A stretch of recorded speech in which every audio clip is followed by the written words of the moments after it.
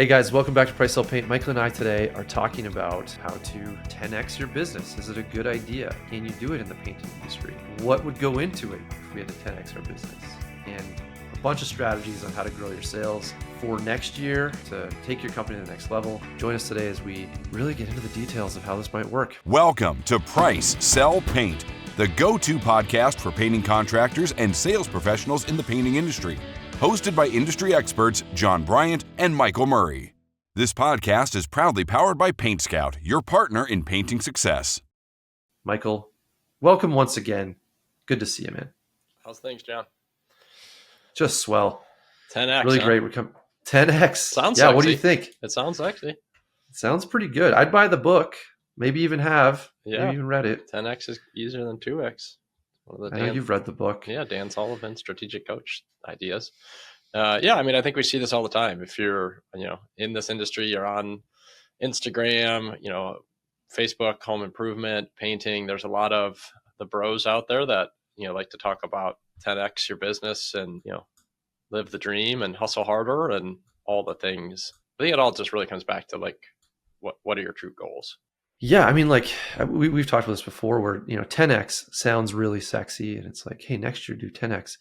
But the reality, I think, and I know this is kind of what we're going to get into, is that for me, if I were to try to 10x, and I'm not saying it's not possible and it's a great thought process, but it's going to destroy my business as I know it. Mm-hmm.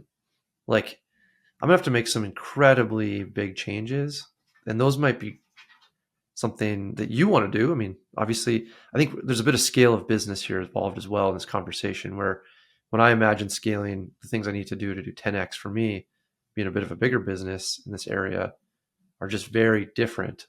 If you're sitting at, 100,000 in revenue, looking to go to 1 million, I can draw out the roadmap of exactly how to do it. It's not that bad, but there's just not a lot of these $50, $100 million painting businesses that exist in the world.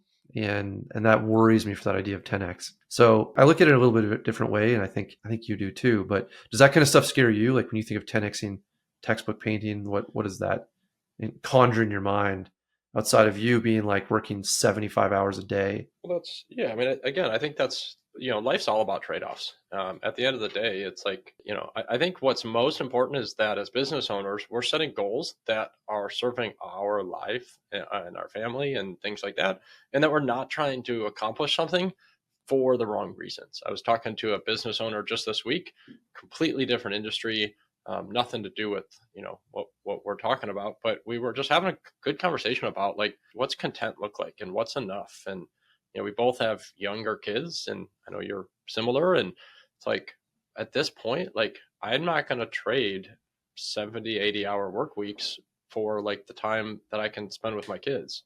My favorite thing to do is coach my kids in their sports and baseball and softball and basketball and whatever they're interested in, because I know that I have a super short window where that's going to be possible. And I can, grow the business more or less at different times based on how much time I'm willing to put into it. But I also think that I can grow the business in a very healthy way, healthy meaning for my life balance and my goals. And somebody else might want to have a bigger business, which is great. I think it's just doing it all for the right reasons.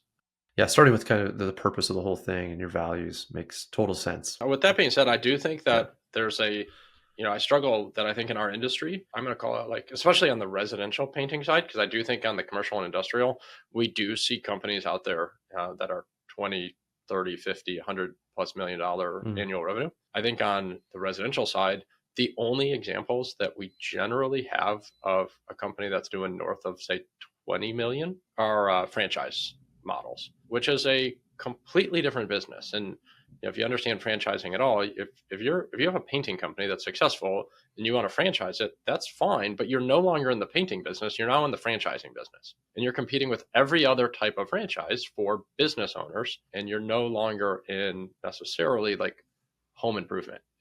There's nothing wrong with that. It's just understanding kind of the game that you're playing is a little bit different. And I do think though that, as we think about there are other industries that are in home improvement where it is pretty normal or common or whatever the right word is, maybe not normal, but a little more common to have $100+ million, maybe even 500 or $1 billion annual revenue.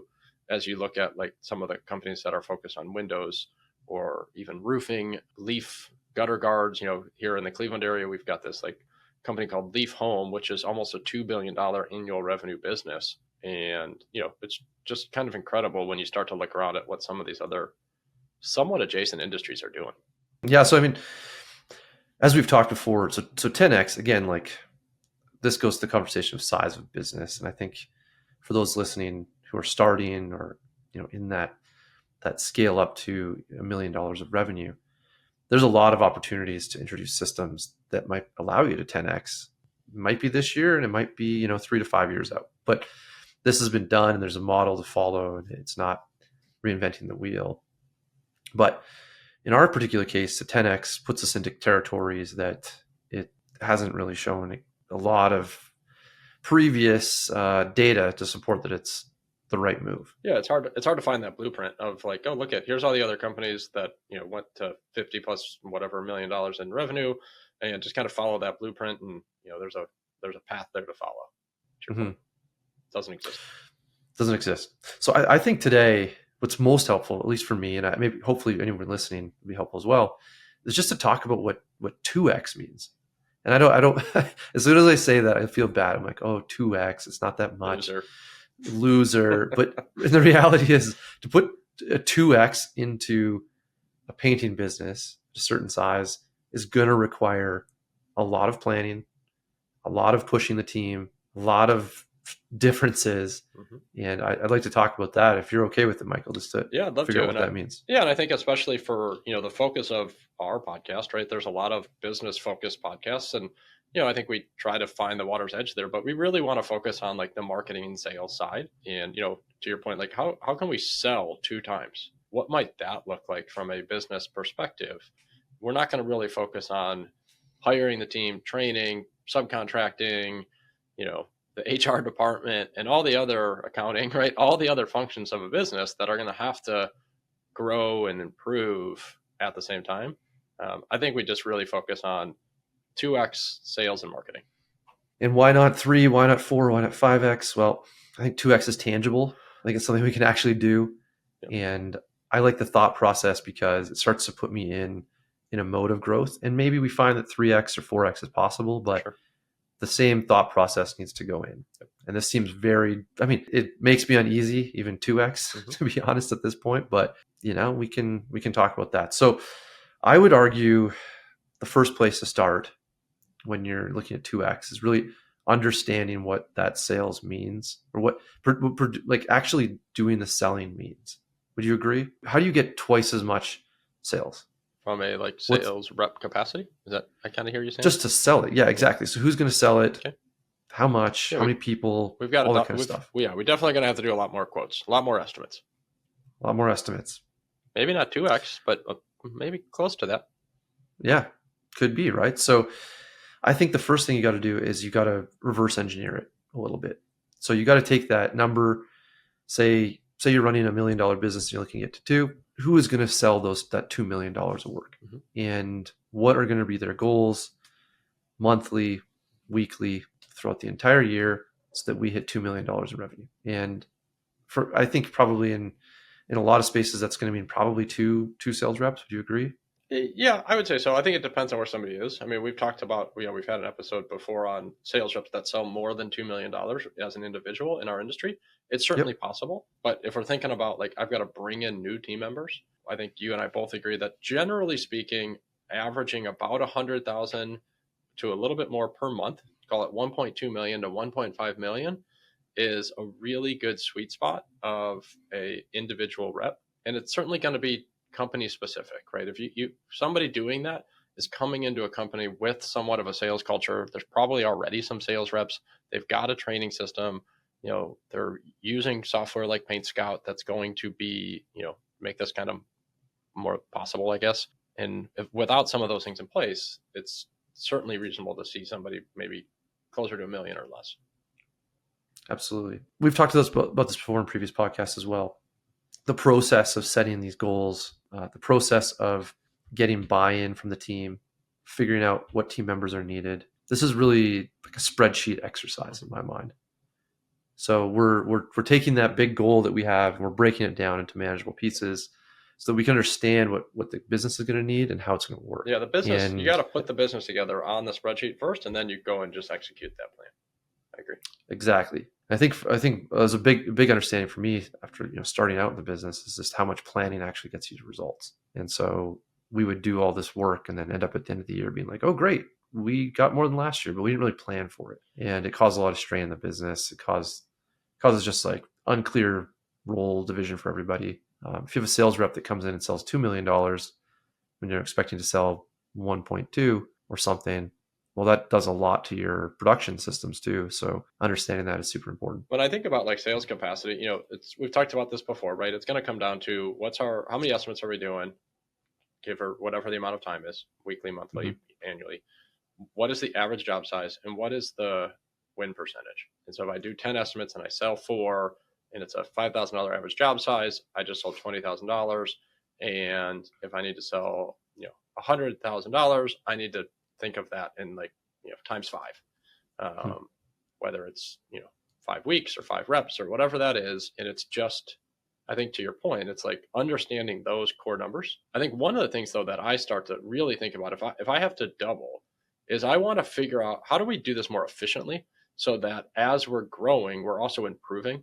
I don't want to just take, if one sales rep sells 1.2 million and then 2 sales reps sell 2.4, it's like, how can I take one sales rep at 1.2 and 2 is 2.8 by helping them to increase their win rate and maybe their average job size and maybe some time management so that they can do an extra estimate a week or something like that, so that it's not like a linear path to growth that really just depends on more headcount, more hiring talent and things like that. Do you agree with that?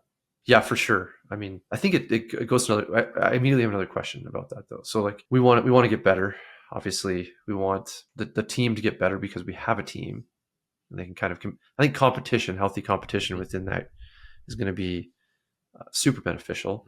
So having some type of a scorecard and showing where people stand on that is going to increase competition and get you more sales. But a big part of it is how we set those goals too, right? So do you, in your experience, do you try to set bigger goals for the team? Like for an individual sales rep, is it helpful to set big goal and that's like say you're looking at double stretch goal? Yes, great term. So stretch goal, you're going to 2x your business. We're not adding any sales reps. Each sales rep's just going to sell double next year. Good idea or bad idea? Again, it's probably a bad idea. Let me if you're going to give me those 2 choices, I'm going to lean towards bad idea. I think there's some nuance there. I do think it's a good thought exercise, right? If you have that conversation with your sales rep and say, if you had to sell 2x next year, what would you do differently? And it's like, oh man, 2x, like that's nuts. And once you get past that shock of like, okay, well, all right, if I gun to my head, what would I do? I guess I'd probably maybe I could work every other Saturday if maybe they're not working Saturdays, or I could figure out a way to find some time to do some more estimates. I might need somebody else. I might need some kind of assistant to help me with follow-ups. It's like, okay, but yeah, if you're going to sell twice as much, maybe we could afford that person. Okay, now we're getting somewhere. Maybe I need to go after some more commercial work or some bigger projects so that instead of if I'm going to sell 2x, I don't have to do 2x the estimates because I can get that average job size up higher.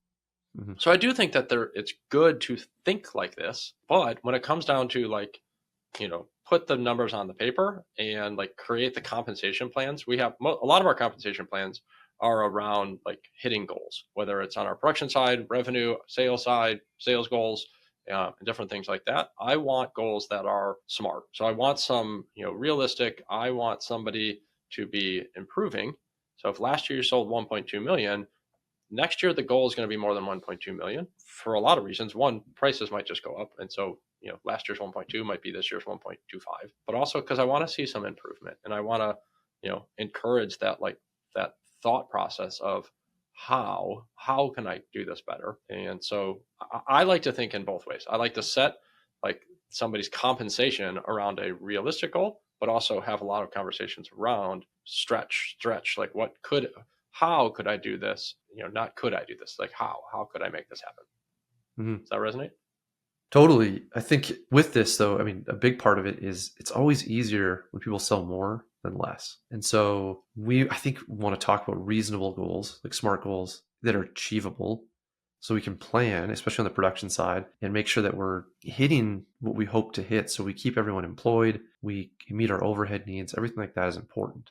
Predictability. And so what I find hard in the discussion is oftentimes you'll hear a lot of sales coaches, especially if you look at social media, say like, set your goal, huge, massive goal, set this huge goal. And it sounds really nice. Again, kind of that whole 10X idea where you're like, okay, if I just set my goal higher, I guess I'll try harder and I'll make more money and make more sales. But if we plan based on that like stretch goal and it's not possible, how crazy is that going to affect our business? Well, you got to go spend the marketing money to, before you're going to even possibly do that. If you're going to, to that point, if you're going to 10X, you got to go spend a bunch of marketing money, and maybe that all doesn't work because you don't have your marketing dialed in, and now we're in trouble. Yeah, we're in big trouble. So I think the how and what do you do part of this thought process is so important, especially as we go into every year. And this is why we're having this discussion, I think, end of 2024, to say, what thought process do we need to have in order to make sure that we really push our business to excellence? Yeah. And 10X is going to be a different place you get to, but it's still that the process of what leads do I got to get?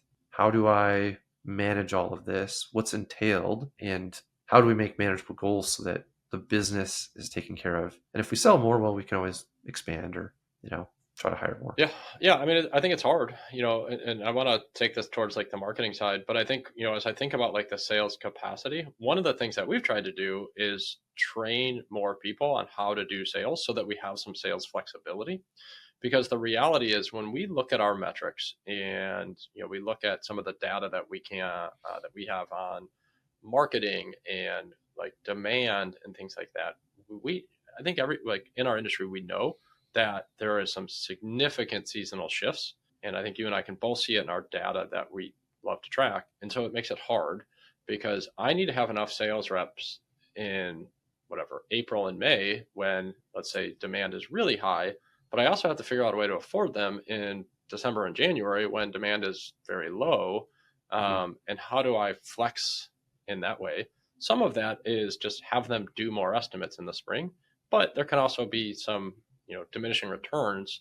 If you're doing 20 estimates in a week, you might not be taking the time, you might not be winning at as high a percentage, and might actually end up with a worse result. And so one of the things that we started to do going into 2024 is like, let's train our field managers on how to do quotes. Let's train our interior designer on how to do quotes. That, to be honest, like they might not always do that. Even for myself, like I no longer am part of the sales goal for what we're going to accomplish as a company, but I can certainly go out and sell in the busy times if we need to. I don't want to have our sales reps like booked out for 2 weeks because we just have a ton of demand. We just don't have enough reps. I also don't want to have to hire another rep when we might only need them for that 4 or 6 week really busy rush in the spring, and then things kind of settle back in, to normal. I'd rather have just a little bit of flexibility with, I'll go do a few, this other person can go do a few, and we can, keep the pressure off of the entire team in that way. That's something kind of new for us. And I think it's been helpful. Yeah. I mean, it makes so much sense. So like sales drives the business, having everybody involved. I mean, that makes a ton of sense to me. And we talk about it a lot in terms of our teams also selling, like our on-site teams. And I think when it gets busy, like the last thing we can do is sell a job. It's like, hey guys, we can't not sell additional work on this job because we're booked out so far. Mm-hmm. And we lose track of that skill. Then every winter we try to like reignite it. It's like, hey guys, we got to sell tomorrow. Who remembers how to sell? We talked about it 6 months ago. We need some jobs like tomorrow. Like who's ready? Let's go. And I think that continuous like focus on a sales organization matters. Because you're right, like you need to be able to scale up and scale down. And, if it's completely based on sales reps, if it's not working or not hitting goals, like you run the risk of putting the company in jeopardy. And understanding where your sales comes from, reverse engineering it, making it all work I think is so critical when you're trying to hit goals. Yeah, because I think like this is where I think for a lot of businesses, this is the biggest like factor. So how do you think about it? Like, where do you start when we think about the marketing side of this equation? I take our revenue goal for the year. I take our lead conversion expectations with some like, usually I lower it down a little bit. So I figure out how many estimates we need. So average job size fits in there too. So take our revenue goal, divide it by our average job size. We see the number of jobs that we need. Mm-hmm. Then when we go and we look at our win rate, so say it's 50% for easy math. So we double that number of jobs that we need. And then we figure out how many estimates we need to do. And then we look at what we want to spend on marketing. So, 3 to 5%. And we're dividing the number of leads we need by our marketing budget to see if it all works out. And you mentioned before, I just want to highlight a point. You touched on it, but as we're working through that math, right? If we need to do 1,000 estimates, so we can sell 500 jobs, we need to generate more than 1,000 leads because of the lead conversion that you started at. Right. And so, what does that look like? What are your thoughts? What is a good percentage of leads that don't turn into estimates? Like what might be a metric for our industry? I think honestly, what I have found in the industry is nobody really tracks this very well, but I'd love to hear your thoughts. Yeah, some people call it like a set rate or something else. But I mean, it's a funny one. It's all over the map for us. Like some months we are setting everything and some months we're not. It really, like, I'd say a 50%. Where are you at? I'll say this, that like in 2023, we actually started to pay attention to this number. Before that, it was COVID craziness and we were all just riding this super awesome wave of like amazing demand and like, who cares? Just there'll be more tomorrow. Woo, let's go. And realized as we went to 2023 that like, oh man, this feels like a normal winter. I remember in the winter of like 2022 to 2023, I was like, oh, this is starting to feel normal, meaning like winter, not so good. And times be a changing, and it's time to get back to the blocking and tackling of running these businesses. And one of the things I looked at in 2023 was our lead conversion, and it was really bad, I thought. So we were like 65% conversion rate. So meaning 35% of the leads did not turn into estimates. And as I started to talk to people in the industry, a lot of people were like, oh, that's awful. And I was like, well, what's yours? And they're like, oh, I know it's better than that. I'm like, okay, that's not helpful. So, or like, well, we do like 90% or whatever. And I'm just like, oh, okay, well, what do you do with somebody who like calls and they just want their front door painted? Well, that's not a lead. They didn't count. I'm like, well, right. Okay. So we need to better define this, I think. For us, our target is 25% of raw leads. So everything. If the phone rings and you're 3 hours away, that counts. We don't service 3 hours away. I think most people don't, but we're not going to be able to give them an estimate. But that's part of that like goal of 75% of every time the phone rings that could possibly be considered a lead. We're going to count that, and then we would hope for about 85% of what we would describe as like marketing qualified, meaning they're in our service area. They're generally looking for something that we provide and like we possibly could quote something. We're looking for about 85%. That roughly seems to be like a pretty good target from all the conversations I've had, but I found that this is a number that is pretty difficult to really find a lot of like data around the industry.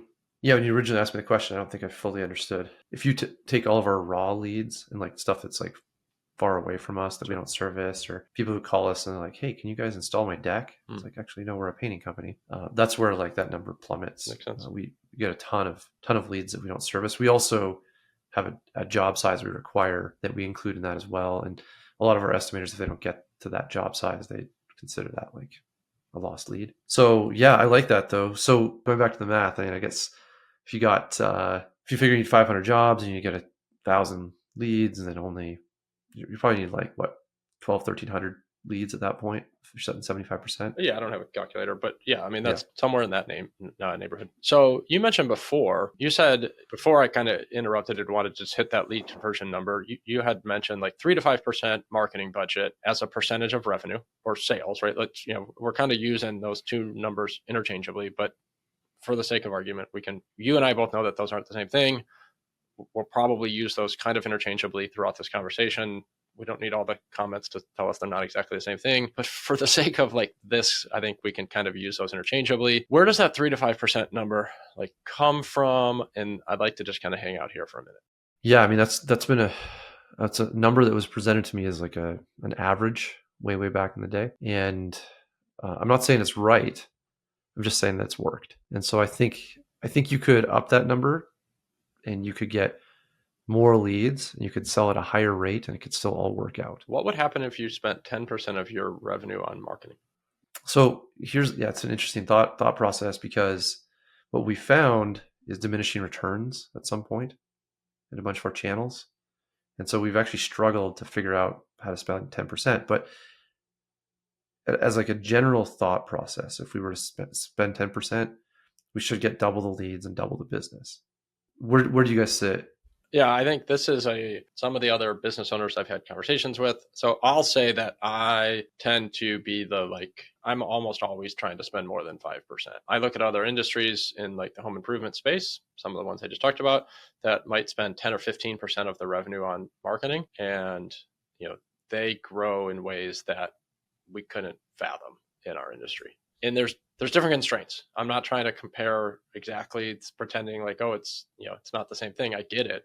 We're not selling window replacements, for example, and it gets into like subcontracting. How can you in that space? It's somewhat common to 10x.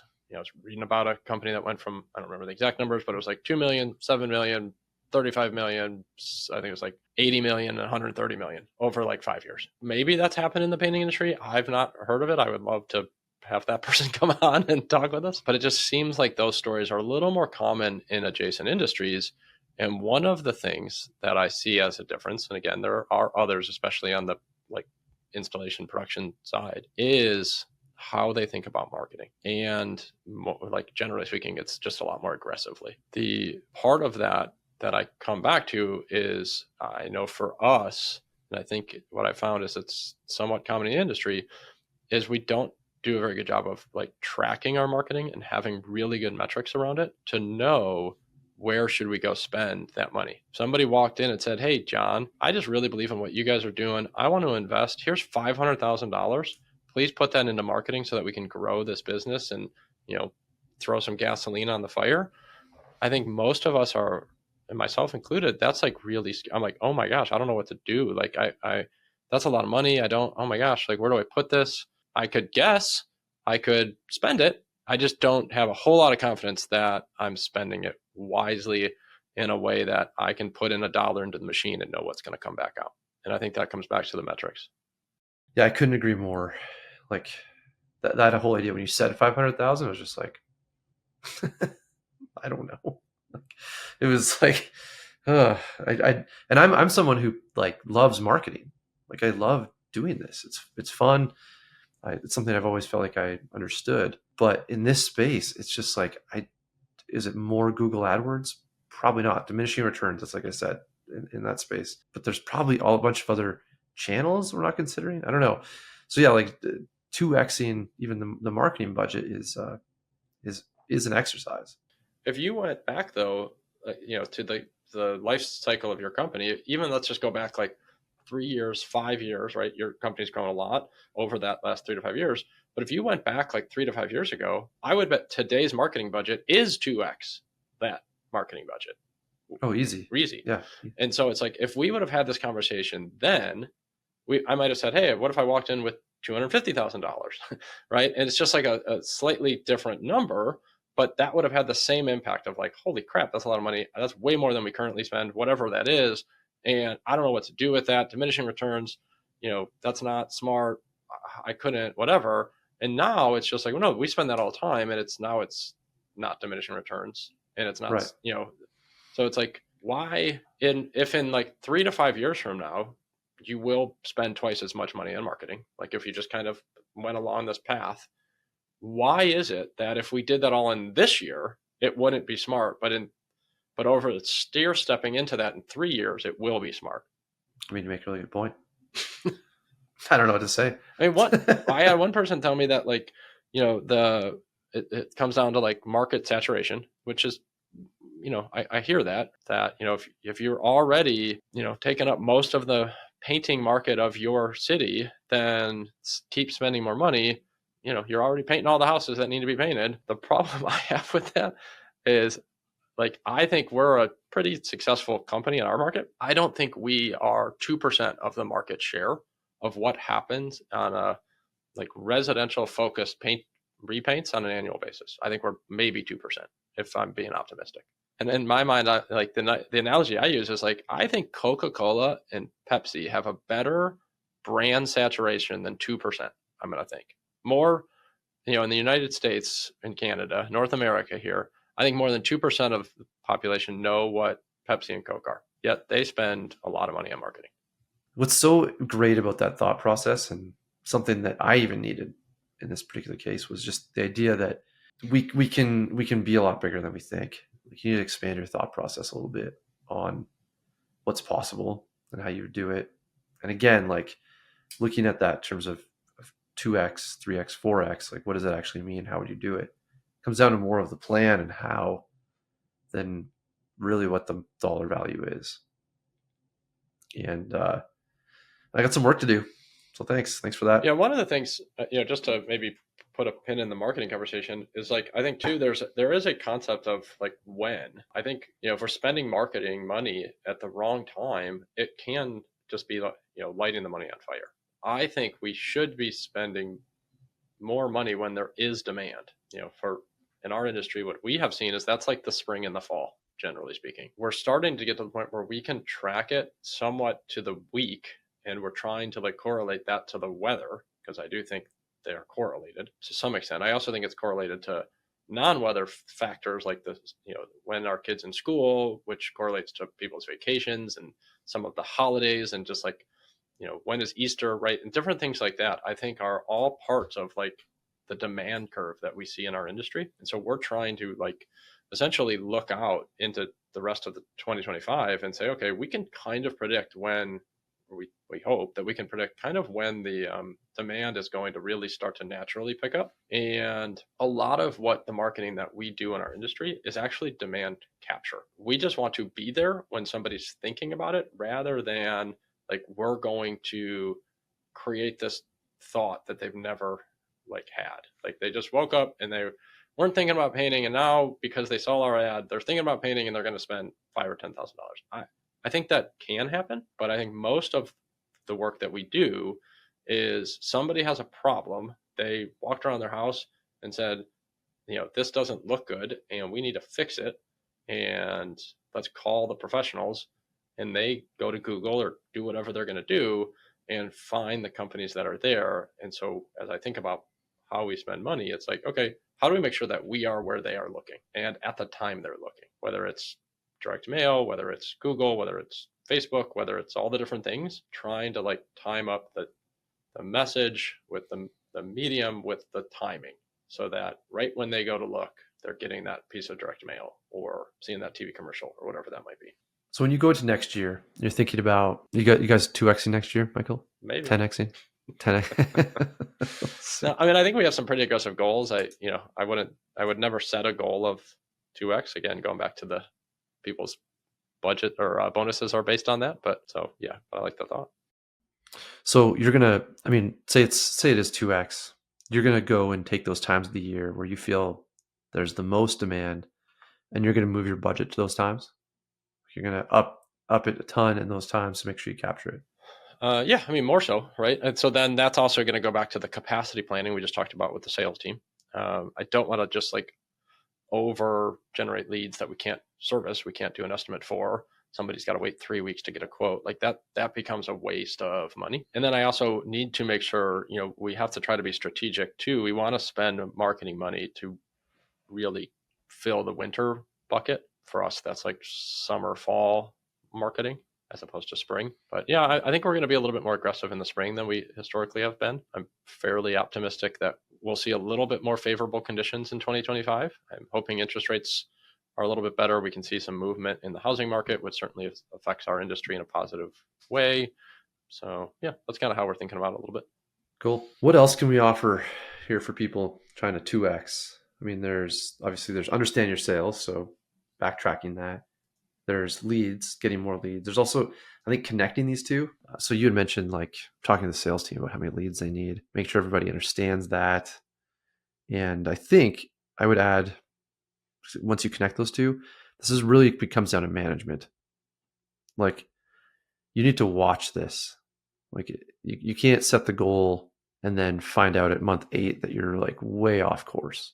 So like I don't know. I mean, do you agree with that? Like that's part of this process? Yeah. Like, yeah, I think we have to have like dashboards. One of the industries that I like to really pay attention to is the HVAC. And one of the things that, if you get into it, one of the things they talk about is capacity planning for their techs. So one of the big differences, just really quickly, is like in home improvement versus home service. In home improvement, what we do, we send a sales rep, they go and quote it. The customer says yes. We send the crew out to go paint it, 2 to 10 weeks later, or whatever that looks like, right? Within the HVAC or home service, it's the same person. That HVAC tech shows up at the house. I diagnose the problem. Here, it'll cost this to fix it. You want me to do it? Great. I'm going to fix it right now. And so it's a little bit different on like, when we think of capacity, it's for the sales reps and for the crews. That for them, it's kind of the same, at least in this, like in the service part of what they're doing. But I've seen where it's like they will literally, there's like the most sophisticated businesses in that space are looking to the next day. They're affecting today's marketing spend in Google ads and otherwise based on how full is the board for tomorrow and the day after and the day after, and trying to make sure that their team is fully busy. And if they're not fully busy for 1, 2, 3 days out, they're increasing that marketing spend, get them fully busy, then maybe decrease that marketing spend again on a daily basis, which is pretty incredible. We're barely sophisticated enough to do that on a like monthly basis. If I'm being honest, I would like to see us be able to get to at least something that resembles a weekly basis. And just lining that up with demand. I mean, you've always said it, and I think it's true that I'd love to have a paint crew always available tomorrow. That's really hard in our space just because of, I think marketing plays a large role. I think, some of our discussions about this business in particular, about why it can be so difficult and you kind of feel like you're at the mercy of all these factors. It really comes down to the fact that like, I got to look internally and be like, well, we didn't market well enough and we weren't really dialed in, and we let, outside factors make us feel comfortable, and then we didn't act. And I think when you're looking to grow, looking to scale the business, that's just so important, is to understand what that schedule looks like, how it's going to be spent, how it all ties together, manage and track it so that you're dialed in. And that's really, really the place you want to get to at the end of the day. One last thing that just kind of comes to mind for me is, we've talked a lot about like spend more money, generate more leads, sales side, sales capacity, maybe improve those metrics. But I also think that there is something to be said for like the repeat and referral business. And I think the businesses that are like best in class are not neglecting that. And they're actually very intentional, and they're spending money out of their marketing budget to generate repeat and referral business. And I feel like as an industry, that's a piece that's maybe too often neglected. What do you think about that? Yeah, it's huge for, like, if you're looking to scale your business, the best people to help you do it are the people you've already helped in the past. And we've always believed that we, as a major source of our leads, it comes from referral.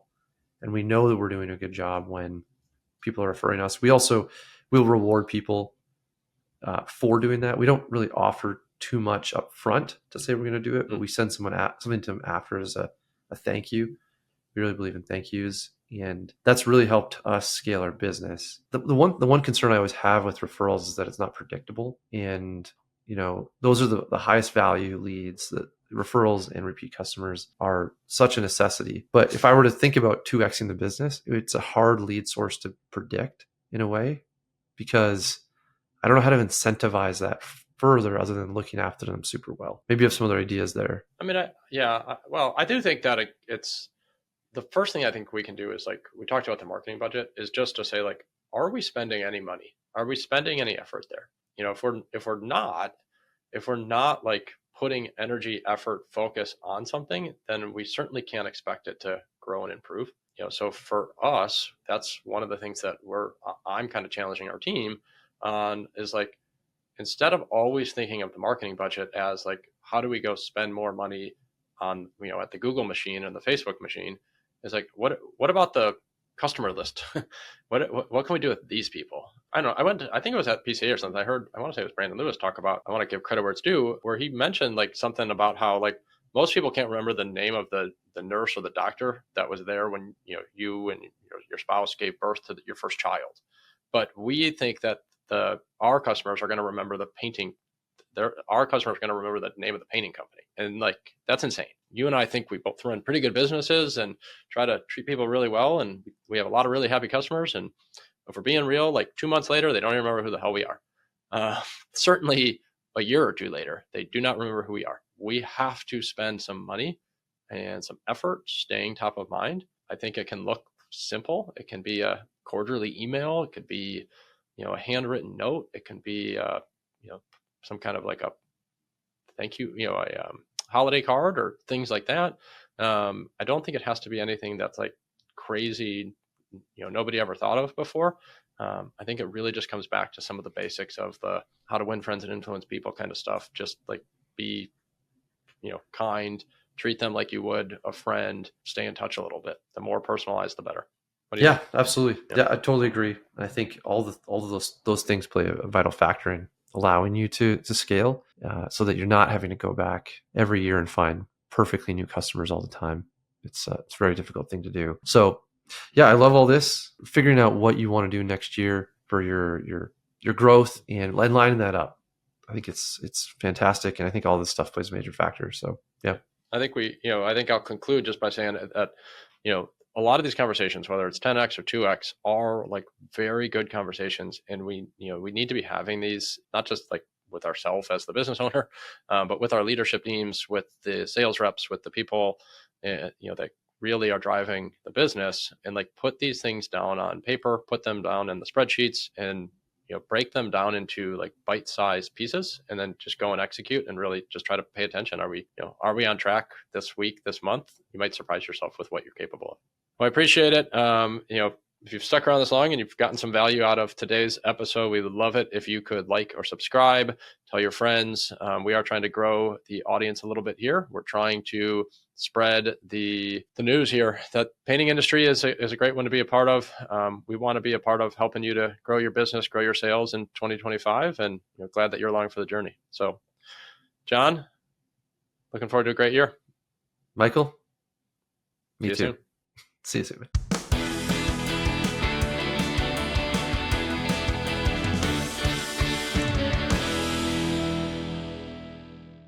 This podcast is proudly powered by Paint Scout, your partner in painting success.